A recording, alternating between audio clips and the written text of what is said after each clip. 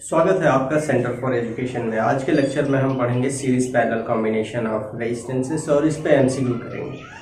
ये आज copy pen पे ही करेंगे क्योंकि हमारे पास कुछ सेटअप नहीं है, तो एमसीक्यू करेंगे। एग्ज़ाम आने वाले हैं, कुछ इंपॉर्टेंट पॉइंट बताऊंगा।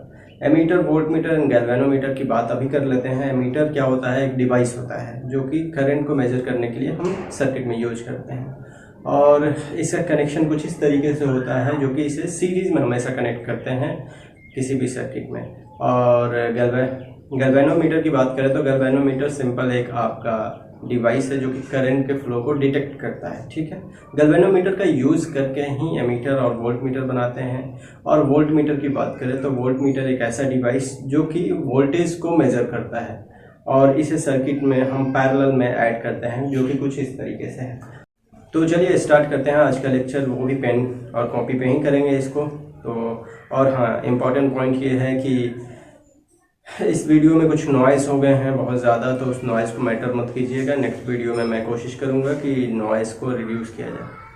तो चलिए फिर कॉपी पेन पे आते हैं। तो सीरीज़ पैरेलल कनेक्शन में जो न्यूमेरिकल्स आते हैं बेसिकली उनको सॉल्व करने के लिए बेसिकली कुछ इम्पॉर्टेंट पॉइंट नोट करने होते हैं, वो मैं बताऊंगा। जैसे पहले सीरीज़ कनेक्शन की बात करें। सीरीज़ कनेक्शन कुछ ऐसे होता है आपका, सपोज कि ये एक रेजिस्टेंस, दूसरा ये 3 रेजिस्टेंस सीरीज़ में कनेक्टेड है। Value R1, R2, R3। इसको कंप्लीट अगर सर्किट बनाना चाहें तो एक बैटरी यहाँ पे लगा देंगे। यहाँ पे एक स्विच ऐसे भी लगा सकते हैं, स्विच। ये कंप्लीट सर्किट हो गया एक। ठीक है, यहाँ से करंट जा रहा है, वोल्टेज है V। अब देखिए इंपॉर्टेंट पॉइंट ये है कि इसके जो इक्विवेलेंट रेजिस्टेंस जो होते हैं R इक्विवेलेंट, वो इंडिविजुअल रेजिस्टेंस का सम होता है। मतलब R1, R2, R3 को सम कर दें, ऐड कर दें R1 plus R2 plus R3। ठीक है, तो पहला पॉइंट ये है कि आपका R इक्विवेलेंट जो होगा इंडिविजुअल रेजिस्टेंस का सम होगा, और ये ज़्यादा होगा। ठीक है, क्या होगा? हाई। ठीक है, और मोर इसको कह सकते हैं, मोर होगा। ठीक है, क्योंकि सब जुड़ रहे हैं आपस में। फिर दूसरा इसका पॉइंट अगर देखें, ये पहला पॉइंट। दूसरा अगर पॉइंट अगर देखें तो अगर रेजिस्टेंस ज़्यादा है तो करंट क्या होगा? कम होगा। So current will be small. ठीक है, तीसरा पॉइंट अगर देखते हैं, तीसरा पॉइंट आपका क्या होगा? तीसरा पॉइंट अगर देखते हैं तो करंट जो होगा, ये करंट, अगर ये करंट जा रहा है इस सर्किट में यहाँ से, तो यहीं तो करंट फ्लो हो रहा है, ये इधर। तो करंट अक्रॉस ईच रजिस्टर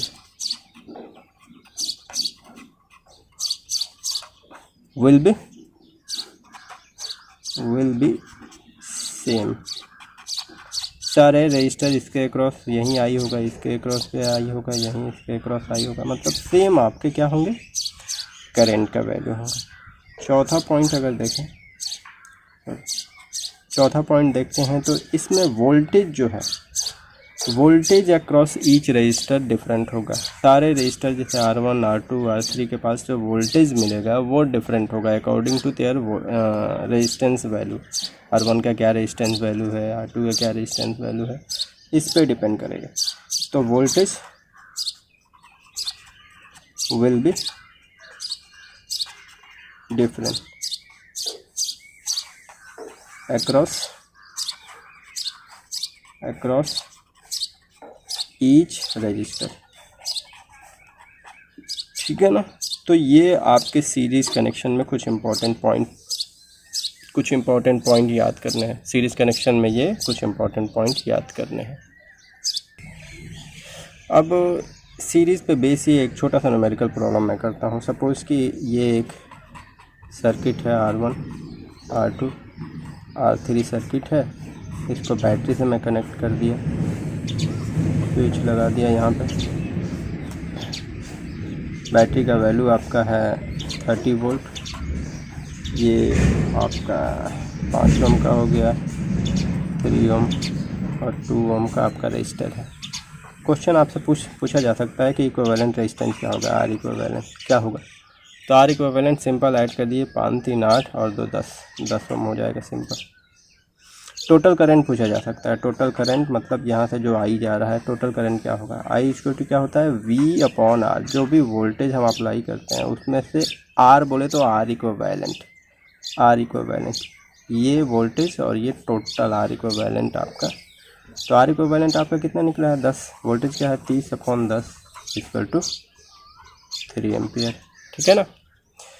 और इसमें ये पूछा जा सकता है एक इंडिविजुअल वोल्टेज, यहाँ पे वोल्टेज V1 क्या होगा, 5 ओम के अक्रॉस, 3 ओम के V2 V3, तो V1 क्या होगा, V1 इसके अक्रॉस वोल्टेज चाहिए यहाँ पे।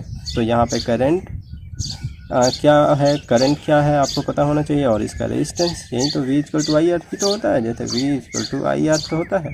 तो इसके अक्रॉस हम देख रहे हैं, तो इसके अक्रॉस करंट क्या है और इसका रेजिस्टेंस क्या है। तो करंट तो पता है आपका 3 एम्पियर और रेजिस्टेंस क्या है 5, तो 15 आपका वोल्ट आपको मिल जाएगा यहाँ।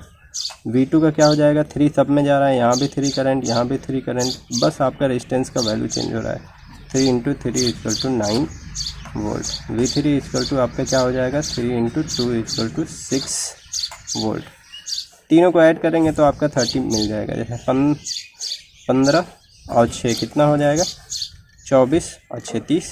तो ये तीनों को ऐड किया, V1 V2 V3 वो आपके 30 के बराबर है ना, 30 वोल्ट के। तो वेरीफाई हो गया, मतलब V equal to V1 plus V2 plus V3 हमारा बराबर होना ही चाहिए, और हो भी गया। तो ये एक सिंपल प्रॉब्लम था। अब अगर पैरेलल की बात करें, पैरेलल कनेक्शन,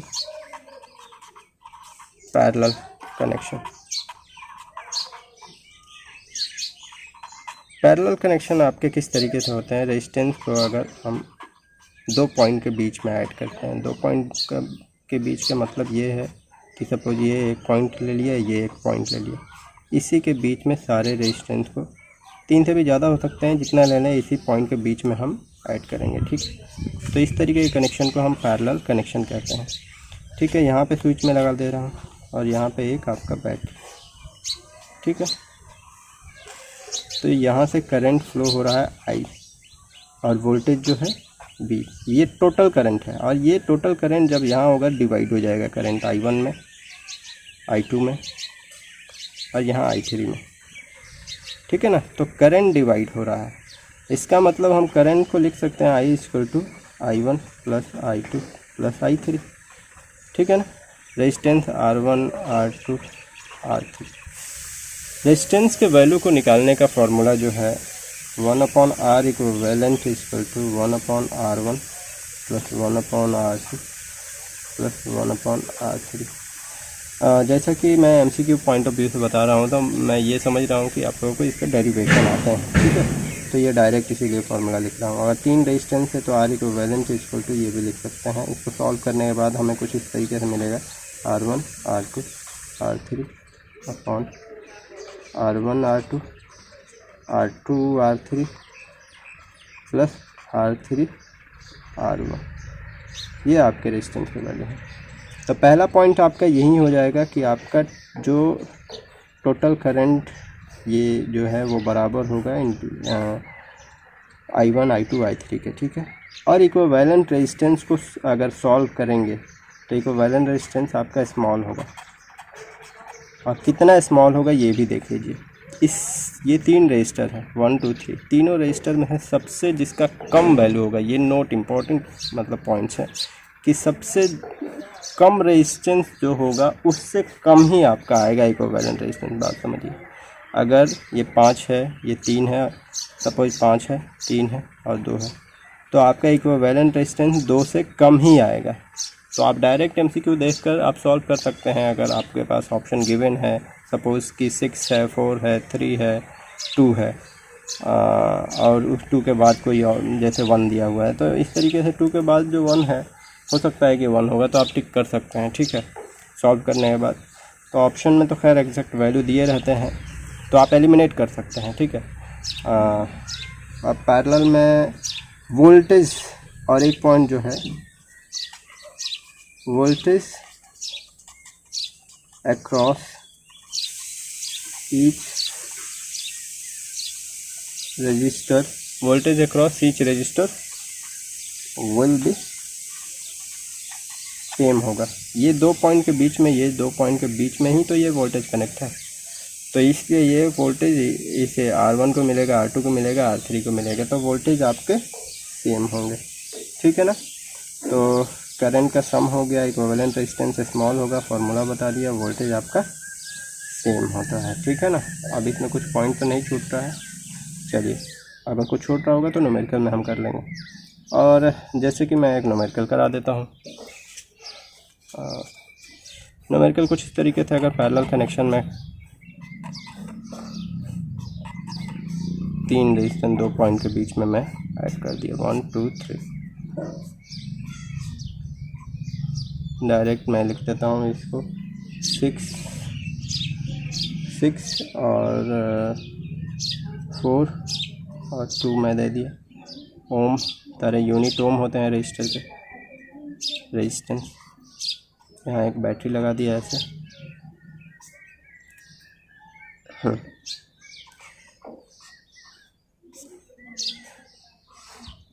एक और इम्पॉर्टेंट पॉइंट मैं बता दूँ, यहाँ पे स्विच में, अगर यहाँ पे स्विच अगर मैं लगाया हूँ, ठीक है, तो अगर स्विच को ऑन करूँगा तो सारे सर्किट हमारे ऑन होंगे, और ऑफ़ करूँगा तो सारे सर्किट। इस स्विच को मैं यहाँ पे भी लगा सकता हूँ, यहाँ पे, यहाँ पे, यहाँ पे।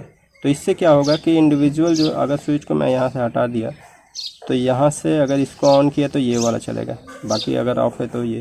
तो इसमें क्या है कि हर एक एलिमेंट को हम जब चाहें जिसको ऑन करने के लिए उसको ऑन कर सकते हैं, ऑफ़ कर सकते हैं। यही कनेक्शन बेसिकली आपके घर में जो वायरिंग होते हैं वहीं पैरेलल कनेक्शन में होते हैं।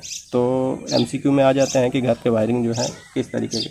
शादी ब्याह में लाइटिंग की जो वायरिंग होती है, जैसे कि लाइन से बल्ब जलता रहता है, ठीक है, वो आपके सीरीज़ में होता है, ठीक है। तो इसमें आप वोल्टेज सोर्स अगर 6 वोल्ट में दे रहा हूँ, तो पूछा जा रहा है अगर बताइए कि इक्विवेलेंट रेजिस्टेंस क्या होगा, R इक्विवेलेंट। तो R इक्विवेलेंट आप एज्यूम कर सकते हैं कि 2 से कम ही होगा, ठीक है। अगर ऑप्शन में इस तरीके के ऑप्शन गिवन है कि 6 ओम से ज़्यादा कोई है, 5 है, 4 है और फिर 2 से कम है, तो 2 से कम टिक मार देंगे, सॉल्व करने की कोई ज़रूरत नहीं है, ठीक है, वो आपका सही होगा। तो R इक्विवेलेंट इक्वल टू, हम चाहें तो 2 सॉल्व कर ले पहले, फिर 2 पैरेलल सॉल्व करें, ठीक है ना। जैसे इस 2 को सॉल्व करेंगे तो इसकी जगह पे 1 आपको मिलेगा, फिर ये 1 और ये 2 पैरेलल में मिलेंगे, इसको भी सॉल्व कर लेंगे। जैसे R1 R2 upon R1 plus R2 आपके 2 रेजिस्टेंस पैरेलल में है, तो उसके लिए R इक्विवेलेंट का है। अगर 3 के लिए है तो ये मैं बताया था, ठीक है। तो इसको सॉल्व करते हैं, तो अगर सपोज मान लीजिए डायरेक्ट सॉल्व कर रहा हूँ, जैसे 6 × 4 × 2 R1 R2 R3 अपन R1 R2 24 प्लस 4 दूना 8 प्लस 2 दूना 12, तो ये क्या हो जाएगा, सोचोगे 24 दूना 48, 24 दूना 48 अपॉन 12 8 20 20 20 40 44 आ रहा है। इसको सॉल्व करेंगे आपका मिल जाएगा, ठीक है ना। तो ये R इक्विवेलेंट इससे मिल जाएगा। और अगर करंट की बात करें, करंट क्या होगा, टोटल करंट ये है, टोटल करंट आपका हो जाएगा 6 अपॉन आपका R इक्विवेलेंट ये मिला है 48, और ये 48 डिवाइडेड बाई 44, तो ये इनटू में 44 चला जाएगा। 4 से अगर हम देखें कट जाएगा,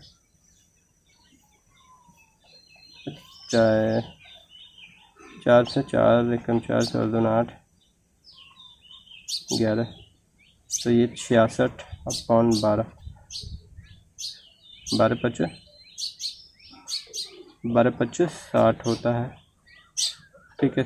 6 12 60 और फिर 5 मतलब 5.5 एम्पियर आपको मिलेगा। अगर ऐसे देखें इंडिविजुअल करंट निकालने के लिए, जैसे I1, तो I1 के लिए वोल्टेज तो सेम है वहीं 6 वोल्ट, और करंट क्या जा रहा है यहाँ पे रेजिस्टेंस क्या है 6, तो यहाँ पे 1 एम्पियर, ठीक है ना। I2 निकालने के लिए 6 वोल्ट आपका सेम है, यहाँ 4 है, तो कितना हो जाएगा 4 एकम 4 4 5 20, I3 इक्वल टू 6 अपॉन 2 3 3 1 4 1 5.5 5.5 यहाँ भी आ रहा है एम्पियर, तो तीनों को सम किया तब भी 5.5, यहाँ पे तो ये आपके तरीके हैं, ठीक है ना, दिख रहा है, ठीक है। अब सीरीज़ पैरेलल कनेक्शन के कुछ सर्किट वाले प्रॉब्लम जो आते हैं उसको हम समझ लेते हैं, उसके ट्रिक समझ लेते हैं। जैसे अगर इस तरीके से आपका कनेक्शन दिया, ये दो सीरीज़ में है और दो पैरेलल में है, ठीक है, बहुत आसान है। जैसे 2 ओम है, 3 ओम है, 4 ओम और 4 ओम, ठीक है। तो इक्विवेलेंट रेजिस्टेंस क्या होगा, सॉल्व करने के लिए आप पूरा प्रोसेस नहीं अपनाएंगे। ये सीरीज़ में है तो 3 2 5, तो ये दोनों हो जाएगा, दोनों को मिलकर 5 हो गया, और ये 4 और 4 है। तो फार्मूला से अगर सॉल्व करते हैं R1 R2 अपन R1 प्लस R2 मतलब 4 चौका 16 अपन 8, तो 8 दूना 16, तो 2 ओम इसके बदले में, तो 5 2 आपका कितना हो जाएगा, 7 ओम हो जाएगा। लेकिन इसको सॉल्व करने के लिए आप ये फार्मूला यूज़ मत कीजिए। ये ट्रिक है कि अगर दोनों रेजिस्टेंस सेम है, ठीक है, तो जस्ट उसका हाफ़ कर दीजिए। हाफ़ क्यों करेंगे, देखिए ये प्रोसेस है, आप फार्मूला भी डिराइव कर सकते हैं। जैसे कि अगर सपोज मेरे पास 3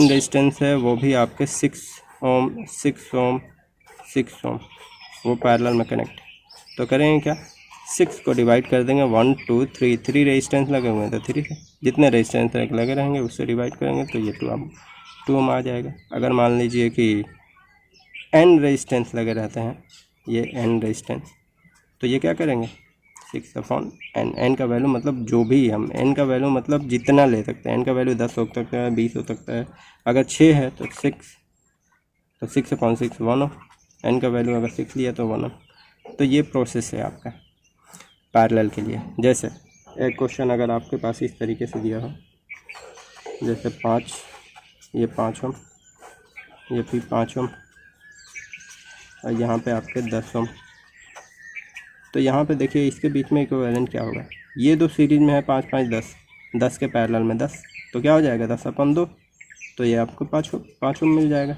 सिंपल सा। अगर इस तरीके से आपको, इस तरीके से यहाँ पे मैं बता रहा हूँ, इस तरीके से फिगर 1 2, सपोज यहाँ ऐसे वायर कह रहा है कि ए और बी के बीच में क्या रेजिस्टेंस होगा, ये अगर 2 ओम है, ये 6 ओम है, ये 6 ओम है, तो ये देखिए ये वाला पोर्शन आपका 0 हो जाएगा। क्यों, क्योंकि ये डायरेक्ट शॉर्ट सर्किट है, ये कंडक्टर का हमारा रेजिस्टेंस 0 होता है, तो 0 होगा तो पूरा करंट इधर से चला जाएगा, इधर से कुछ नहीं जाएगा, ठीक है ना। तो यहाँ पे आपका रेजिस्टेंस 0 हो जाएगा, तो ये तो पार्ट है ही नहीं मेन है। ये 2 6 6 का है तो ये आपका 3 ओम हो जाएगा, सिंपल। अगर एक और क्वेश्चन इस तरीके से आपको फिगर से देकर थोड़ा सा आपको डराने की कोशिश करें, अगर ऐसे बना दिया है स्क्वायर टाइप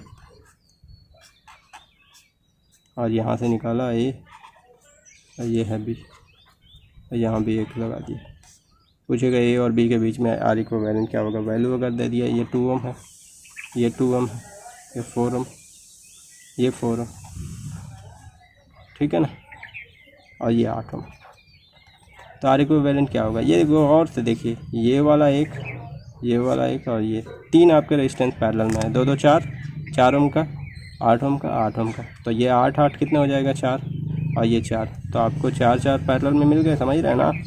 थोड़ा मैं स्पीड बता रहा हूँ तो आप कमेंट बॉक्स में आप लिख के बताइए कि समझ में आ रहा है, प्रोसेस फास्ट है या नहीं, ठीक है। तो ये 8 और ये 8, 4 4 8 हो जाएगा, 8 8 को सॉल्व करेंगे तो कितना हो जाएगा, इसका हाफ 4 और ये ऊपर 4 है, ये दोनों फिर पैरेलल में है तो 4 का हाफ फिर आपका 2 हो जाएगा, ठीक है, 2 ओम। तो आप देख के आप आंसर ला सकते हैं। तो MCQ सॉल्व करने के लिए ज़्यादा प्रोसेस लंबा हम नहीं देते हैं, ठीक है ना।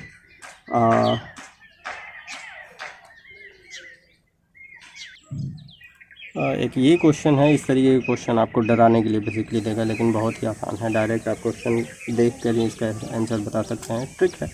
तो इसको सॉल्व करने का तरीका यह है कि इधर लास्ट से सॉल्व कीजिए, इधर से लास्ट में देखिए, तो ये वाला जो है 2 ओम 2 ओम आपके सीरीज़ में ही तो है, जैसे करंट जा रहा है इधर से, यहीं तो करंट आएगा, सीरीज़ में पहचानने के लिए वहीं देखिए करंट तो कहीं बट नहीं रहा है ना, ठीक है।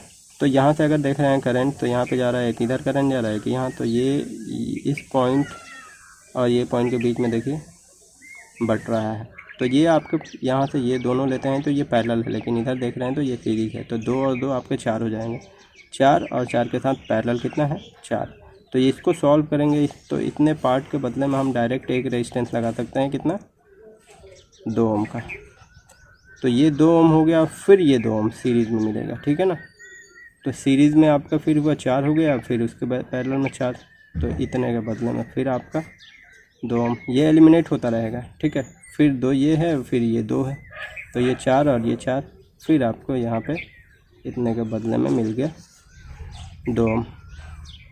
अब यहाँ पे 4 है और ये 2 है, तो आर इक्विवेलेंट क्या हो जाएगा, 4 और 2 6।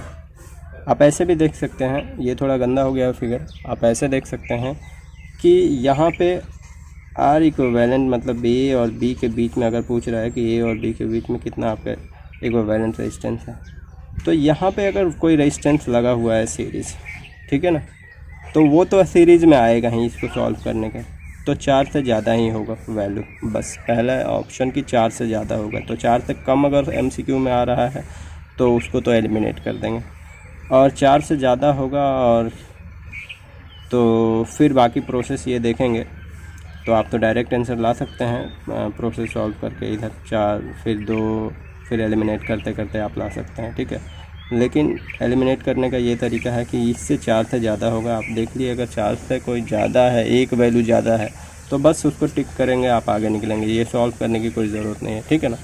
तो इस तरीके के सीरीज़ पैरेलल कॉम्बिनेशन जो रेजिस्टेंस हैं इसके क्वेश्चन आते हैं बहुत ही आसान तरीके से, डिप्लोमा लेवल में इस तरीके के पूछते हैं उसके एंट्रेंस में। हालांकि और भी टफ क्वेश्चन आते हैं, लेकिन पॉलिटेक्निक पॉइंट ऑफ व्यू से इस तरीके से ही क्वेश्चन आते हैं, ठीक है। अगर इलेक्ट्रिकल पावर की बात करें, इलेक्ट्रिकल पावर, तो इलेक्ट्रिकल पावर क्या होता है, पावर जो होता है basically work done upon time होता है, work done upon time. Electrical circuit में वर्क डन कौन करेगा, करंट, तो वो वर्क डन होता है वोल्टेज इनटू टाइम, ठीक है। वोल्टेज करंट टाइम का मल्टीप्लाई जो होता है वहीं करंट के द्वारा वर्क डन होता है, और डिवाइडेड बाय टाइम होगा, तो टाइम से टाइम ख़त्म जो इलेक्ट्रिकल पावर जो आपको मिलेगा, ठीक है, जिसको डायरेक्ट हम P से रिप्रेजेंट करेंगे, वो आपको क्या मिलेगा, VI। इसका दूसरा भी फॉर्मूला पावर इक्वल टू क्या लिख सकते हैं, I² R। Power equal to क्या लिख सकते हैं, V² अपॉन R। ये कहाँ से आया, आप डायरेक्ट रिलेशन देखिए, ओम्स लॉ जो होता है V इक्वल टू IR होता है, क्या होता है, V इक्वल टू IR। अगर यह इस इक्वेशन में, ये इक्वेशन 1 है, इस इक्वेशन में वोल्टेज का वैल्यू IR रखेंगे तो यहीं पे I और ये I² हो जाएगा R, तो ये आपका I² R हो जाएगा। अगर इसी इक्वेशन में करंट की जगह पे V अपॉन R रखें, कहाँ से, करंट की जगह पे ये यहाँ से अगर I equal to V upon R लिख सकते हैं ना, I equal to V upon R, तो I का वैल्यू अगर यहाँ पे रखेंगे तो यहाँ ऑलरेडी V है और यहाँ पे V अपॉन R, तो V² अपॉन R, तो ये आपका रिलेशन हो जाएगा। तो पावर का रिलेशन इस तरीके से आप लिख सकते हैं, VI equal to I² R equal to V² upon R। तो ये रिलेशन आपको याद ही कर लेना है एकदम, बस 2-4 बार लिख के याद कर लीजिए। पावर वोल्टेज और करंट में रिलेशन क्या है, करंट और रेजिस्टेंस में क्या रिलेशन है, वोल्टेज और रेजिस्टेंस में क्या रिलेशन है। और एनर्जी निकालने के लिए, बेसिकली एनर्जी निकालने के लिए उसको हम हीट एनर्जी भी कहते हैं, H, जो VIT निकालें, VIT आपका क्या हुआ, एनर्जी और वर्क यहाँ पे देख रहे हैं ना, वर्क डन, तो वर्क डन भी एनर्जी ही होता है बेसिकली, क्योंकि यूनिट सेम ही होता है, जूल, ठीक है ना। यहाँ पे जूल अपॉन सेकंड लिख सकते हैं, जूल अपॉन सेकंड, जिसको हम डायरेक्ट वाट बोलते हैं, WAT, ठीक है। VIT यहाँ पे I² R और T का मल्टीप्लाई कर देंगे, एनर्जी मिल जाएगा, V² अपॉन R, T का मल्टीप्लाई कर देंगे तो एनर्जी। तो ये आपका बहुत ही इम्पोर्टेंट आपका 2 फार्मूला है डायरेक्ट क्वेश्चन सॉल्व करने के लिए, ठीक है। देखिए क्वेश्चन आ सकता है इस तरीके के क्वेश्चन बेसिकली पूछ लेते हैं कि अगर एक बल्ब है, ठीक है, क्वेश्चन है एक बल्ब है, जो बल्ब को 220 वोल्ट पर हम ऑपरेट कर रहे हैं और पावर आपको मिल रहा है, कितना पावर मिल रहा है, सपोज़ 100 वाट। तो पूछा जा सकता है कि यही बल्ब अगर हम 110 वोल्ट पे ऑपरेट करें तो पावर क्या मिलेगा। सिंपल सा क्वेश्चन है। देखिए वोल्टेज और पावर में बेसिकली रिलेशन अगर देखें, यहाँ से अगर वोल्टेज और पावर में रिलेशन देखें तो ये वाला रिलेशन हो सकता है, ठीक है। ये वाला रिलेशन हो सकता है वोल्टेज और पावर में, ठीक है।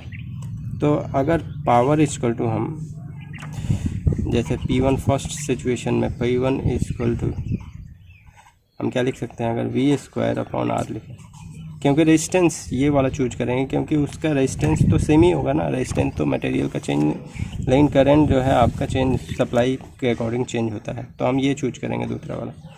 तब P1 इक्वल टू V1/R, ठीक है। और P2 के लिए क्या करेंगे, V2²/R, R तो आपका सेम होगा ना। तो अगर रिलेशन अगर पूछ रहा है कि आपका दूसरे सिचुएशन में पावर क्या होगा, अगर इस फर्स्ट इक्वेशन को और ये दूसरे इक्वेशन को डिवाइड करें, P1/P2 इक्वल टू ये आपका क्या है, V1²/R इनटू ये रिवर्स हो जाता है R/V2², दिस ख़त्म, P1/P2 इक्वल टू V1/V2, दोनों पे स्क्वायर है तो डायरेक्ट होल स्क्वायर लिख सकते हैं, ठीक है। अब देखिए ये कह रहा है कि V2 जो है, V1 तो आपका है 220 और V2 जो है आपका 110, ये हाफ हो रहा है ना, देखिए यहाँ पे हाफ हो रहा है ना, 220 का एकदम हाफ है ये। तो P1/P2 इक्वल टू हम V1/V2 के जगह पे हाफ V2 लिख सकते हैं, हाफ बोले तो कि 1/2 V1 को V1 के टर्म में लिख सकते हैं, इसका मल्टीप्लाई वैल्यू पुट करेंगे। P1 का हमारा वैल्यू ये इस तरीके से डायरेक्ट यहाँ पे इसको एक लाइन और सॉल्व कर ले, तो P1/P2 इक्वल टू ये 2 ऊपर चला जाएगा, 2V1² और ये 2 का स्क्वायर/V1² ख़त्म हो जाएगा। तो P1 इक्वल टू इधर 4 और ये P2 आपका P2 हो जाएगा। P1 का वैल्यू आपको गिवन है, P2 चाहिए ना, तो P2 इक्वल टू ये 4 इधर आएगा तो 1/4 P1, ठीक है।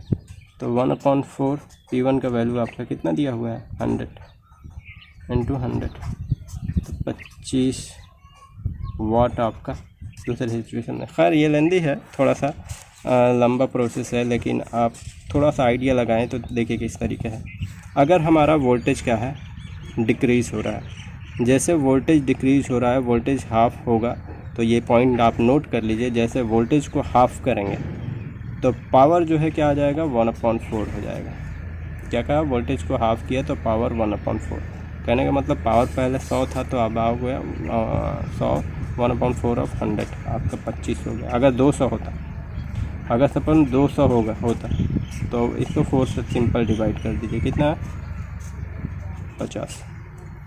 तो ये आपका पावर इस तरीके से आप निकाल सकते हैं।